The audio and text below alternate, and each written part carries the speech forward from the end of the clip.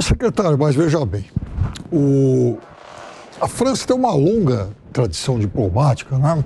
A que remonta, inclusive, a sua primeira grande referência foi lá o cardeal Richelieu, ainda no século XVII, né? Que era a tese do interesse de Estado e tal, que mais tarde faz com que a diplomacia francesa, inclusive, entre em confronto com a americana, que do Roosevelt para o presidente Woodrow Wilson passa por uma mudança também, deixa de ser intervencionista para praticar uma política mais do equilíbrio de Estado e tal. Então, eles vêm de muito longe.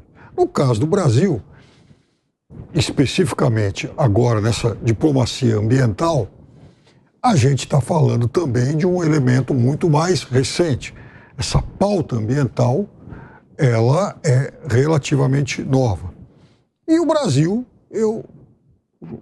primeiro, o senhor não acha que vem tomando, sim, a despeito de algumas críticas, posições bem, mantendo a sua altivez? Porque realmente quem está fora pode falar o que quiser. Mas o Brasil não abriu mão, né, de nada que diga respeito à sua autonomia. E outra coisa, com base também nessa questão ambiental, como é que o senhor vê a questão do petróleo da Foz do Amazonas? Meu prezado Piperno, isso tem a dimensão de uma tragédia diplomática, econômica e social. Eu fui ao Amapá, convidado lá pelo governo para falar exatamente desse assunto. Exploração de petróleo na margem equatorial. Logo depois da decisão do IBAMA de proibir a prospecção de um poço experimental.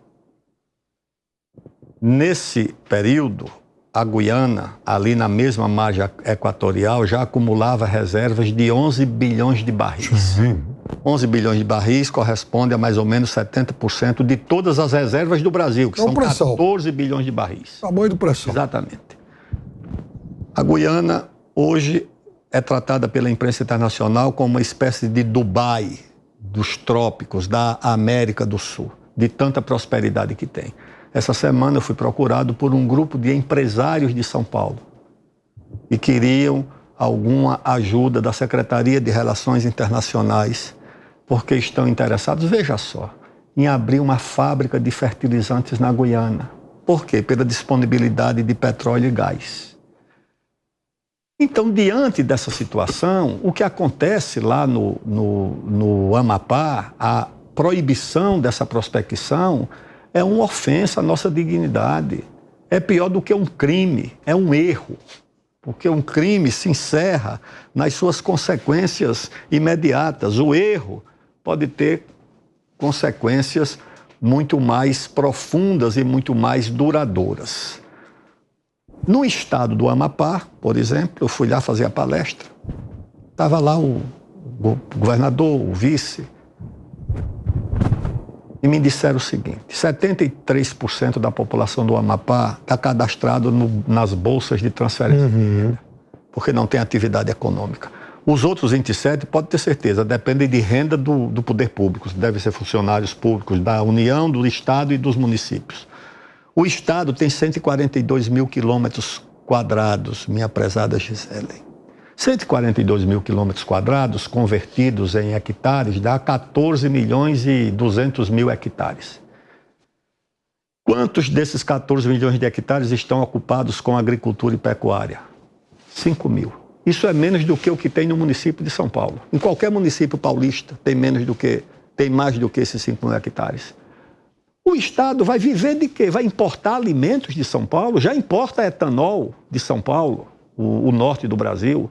Já importa farinha de mandioca em Roraima. Pode ser explorado, porque isso não é um assunto consensual dentro do governo, né? Há uma corrente que defende isso. Há uma corrente que forte. A Petrobras defende, o Ministério das Minas e Energia defende, outros ministros devem defender, o vice-presidente da República deve defender. Agora, quem tem força mesmo, porque a força vem de fora, é a ministra do Meio Ambiente, que embora não tenha um senador no partido dela, embora não tenha... Não, tem um deputado. Tem um.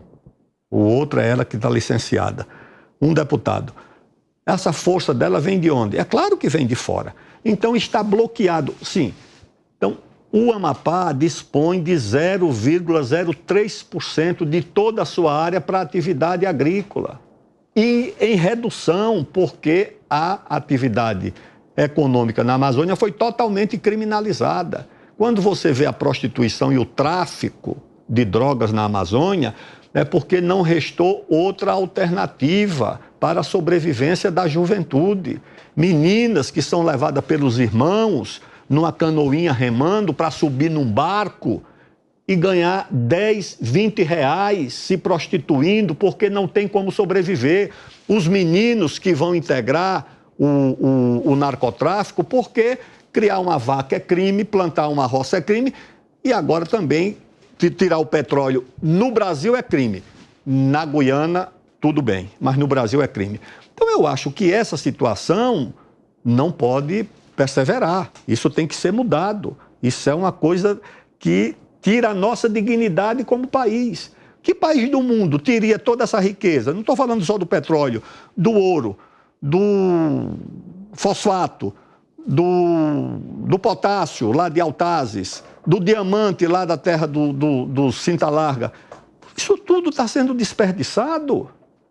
E o Brasil, o governo federal, que agora diz, não, precisa estudar mais a questão